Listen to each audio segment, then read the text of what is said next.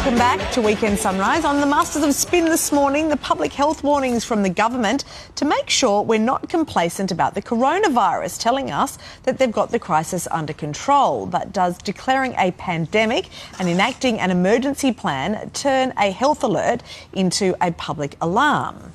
Well, that was going to be Scott Morrison on Thursday. We didn't hear from him. Friday, panic set in on the share market, as we know. It plunged a further 3%. That's $240 billion wiped off the market in just 8 days. Let's bring in our Masters of Spin, advertising and marketing experts Dee Madigan and Matthew Bywater. Dee, good morning. Has the government done the right thing, in your opinion? Have they gone about this the right way? Look, I am cynical when it comes to politics, and when you've had 2 weeks of sports headlines, there's no doubt the government would have been looking for something else, but I'm hoping my cynicism is misplaced here. It does seem a little odd that we're ahead of the World Health Organisation in a pandemic when there's only 8 cases here, but I'm willing to give him the benefit of the doubt this time. Really, because the other part of that, of course, is that he was seen to be so bad during the bushfire crisis that he's got to be on the front foot with this, Matt. Yeah, and you've got to remember, something like a virus or a bacteria, in this case it's a virus, you've got to be right on the front foot because these things spread and spread quickly. You cannot be seen to be lacking leadership and taking control. So if you were advising the government now around coronavirus, what would you be advising them to do as our Masters of Spin? Honestly, there's, beyond telling people to wash their hands, there's actually not a great deal that they can be doing. The cases that we have here are isolated.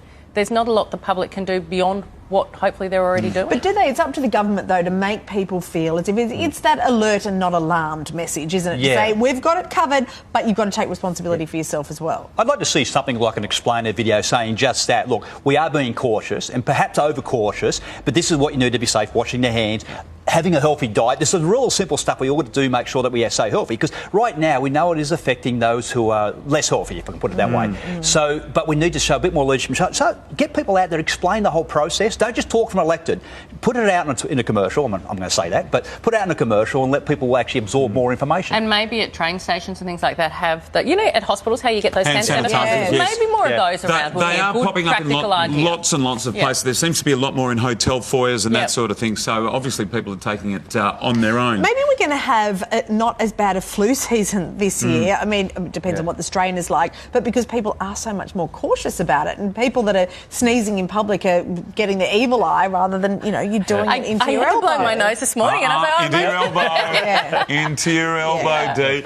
Rugby league never ceases to amaze, and yesterday on the day the Gold Coast Titans were announcing their new captain for the season came an abusive, expletive-laden gangster rap song trying to drum up membership for the club. Have a look at this.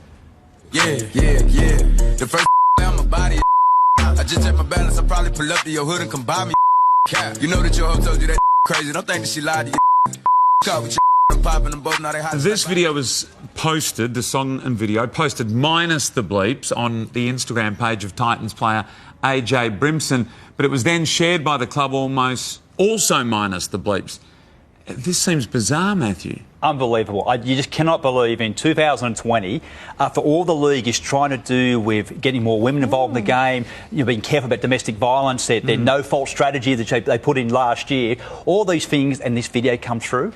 So it just goes to show, perhaps the NRL's not involved in this in the first instance, but their leadership of the clubs, that the clubs think this is okay. And I'm going to point out, another media network actually filmed this, and they think this is okay to use the N-word and hoe for women. This is unbelievable. If you want women to go to your games, general rule, don't use the word hoe in your songs. No, and the other word just does not get used at all. But the remarkable thing about this is that NRL leadership has actually been extremely good and forward-thinking and progressive and understanding that they've got to do that to keep people attracted. Well, that's a big backward step there. They're going to be very cranky with this club. Well, thank you, guys.